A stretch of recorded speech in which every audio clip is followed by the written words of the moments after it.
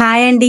ఈ రోజు మనం కరివేపాకు పచ్చడి టేస్టీగా అండ్ సింపుల్ గా ఎలా తయారు చేసుకోవాలో తెలుసుకుందాం రండి. హార్డ్లీ ఒక 3 మినిట్స్ లో ఈ పచ్చడి రెడీ అయిపోతుంది. ముందుగా కరివేపాకుని నీట్ గా వాటర్ ఎక్కువ వేసుకుని క్లీన్ చేసుకోండి.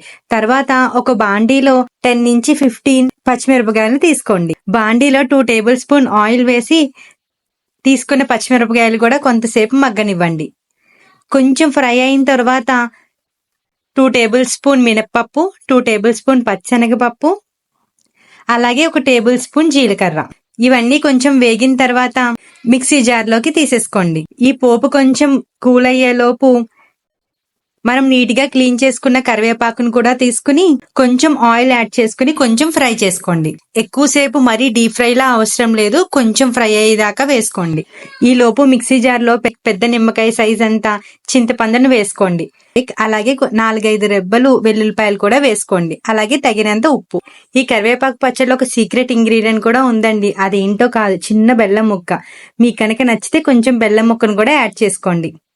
ఇదంతా మిక్సీ చేసేసిన తర్వాత దోశల్లోకైనా ఇడ్లీలోకైనా అలాగే ఈ కరివేపాకు పచ్చడి రైస్ లో కూడా చాలా టేస్టీగా ఉంటుంది. కొంచెం నెయ్యి వేసుకుని తినండి, ఇంకా బాగుంటుంది.